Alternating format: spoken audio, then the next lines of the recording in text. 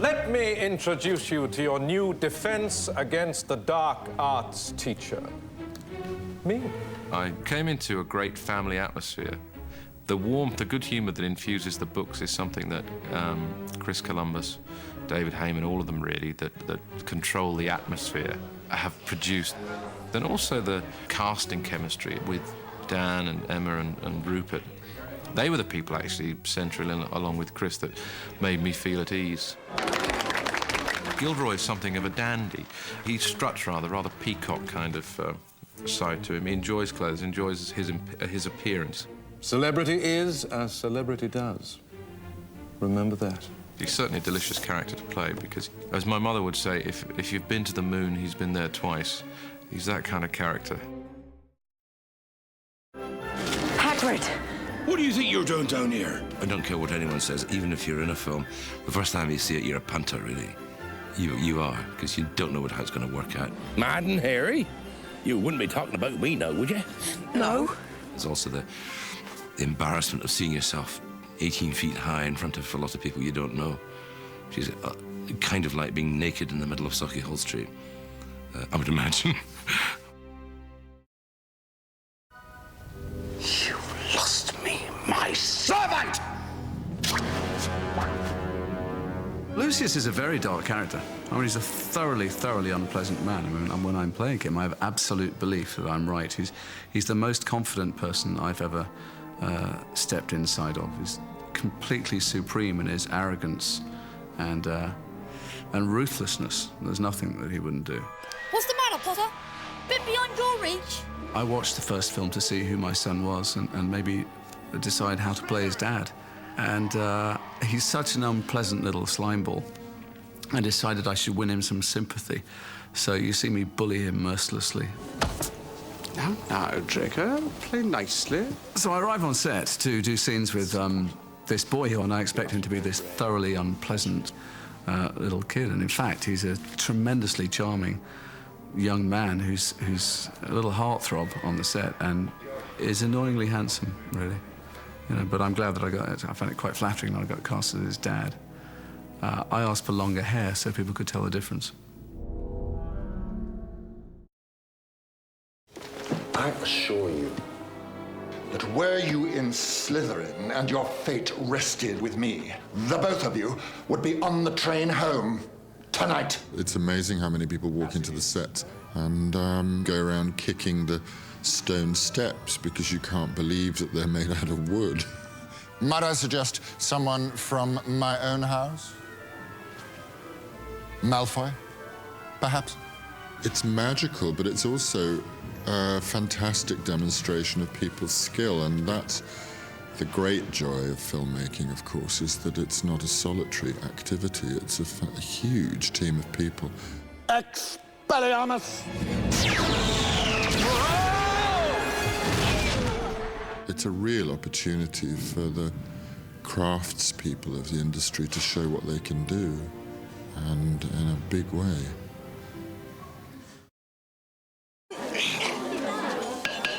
Good morning, everyone.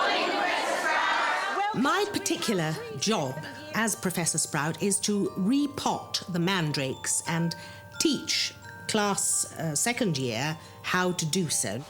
Grasp your mandrake and pull it up. Luckily, these kids are very nice. And also, of course, I've had all the other children because I'm talking to a class. And I can show off and behave badly because it's great, you see. If you do work with children, you can behave badly, but they can't. They can't behave badly, but I can. I'm warning you.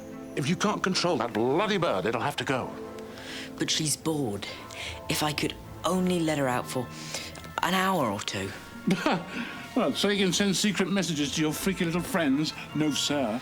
A year ago, he was a schoolboy who had to be told everything 1,000,000 times because he was distracted all the time, but in a sort of innocent beginner's way, whereas he's grown amazingly in his understanding of how to move around a camera. You just ruined the punchline of my Japanese golfer joke. Sorry. And it is extraordinary watching him. So much more skillful now. Yes, sir. and it's wonderful to watch him just open up and blossoming, you know, it's rather beautiful. Morning, Weasleys! Morning, Dad! It's everybody's idea of a fantastic family life, I think, here. There's something about this fabulous set. Everybody wanted to live in it. When we got here, everyone. It's completely higgledy-piggledy with mad sort of plumbing and wonderful things. The walls are covered in real children's drawings that a local school have done, you know, as if they were at Hogwarts. You know, there's witches and broomsticks and spells and monsters, and it's just... And there isn't a straight line in it. It's absolutely fantastic.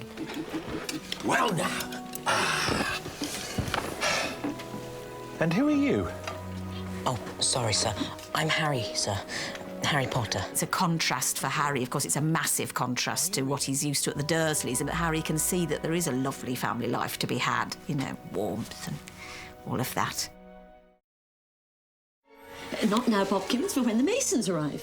When I read it, I wished I was part of the magic world, but that's the story, isn't it? It's about everybody who wants to be part of the magic world, but somebody has to play the world of reality. Petunia, when the Masons arrive, you will be... In the lounge, waiting to welcome them graciously to our home. The extraordinary thing about the Dursleys, I suppose, is that they are very funny because they are very recognisable social aspirers, full of that kind of dogged, low-ceiling imagination, which means that they can't see beyond their material dreams. But, of course, that is what most people are like. Hey, camera mark. So, Harry, you must know all about Muggles. It's a very long and difficult process making films like this because they are very complicated. You've got lots and lots of special effects. Action! And you've got lots of people who haven't acted before quite as much as other people around us. But it also means that there aren't too many egos flying around. Dumbledore must know you're here, Harry. Yes. Thank you. Dan and Rupert sometimes get the giggles in the afternoon, which is excellent. It thoroughly amuses me, and I encourage it at all possible opportunity. Come on, make way, make way. Potter. I sat down with the costume and makeup department and decided on a look, trying on various things, and we came up with this, which looks, I mean, to me like a cross between someone from the old Wild West and a medieval pickpocket. My cat has been petrified. I want to see some punishment. All I've got to do is just pop these in and it's an instant filch, you know. And you feel, once you put these in and you know what this all looks like, it's it all falls into place and makes it much easier to act, you know. Everyone will proceed to their dormitories immediately. Everyone except you three. I think the most amazing thing was my son was down, who's a movie maker, he's a director, writer, and he was down today on the set, and he said, I can't believe how relaxed everybody is. She's not dead. She's been petrified. In all the times I've worked here, I've never seen a day pressure. It's almost like an actor's repertory company. Innocent until proven guilty, Severus. We trust each other, so it means smashing like that. Today, we will be transforming animals into water goblets. Like so. One. I think Professor McGonagall is very stern, but I think she needs to be, because it's a dangerous game, this, what she's teaching. So she keeps a sort of strict eye out on them, but she's really, well, she's quite a softie all the way in the middle. You're going to expel us, aren't you? Not today, Mr. Weasley. The appeal was that I, often get to play wizards and things like that. It's great. Unless the culprit behind these attacks is caught, it is likely the school will be closed.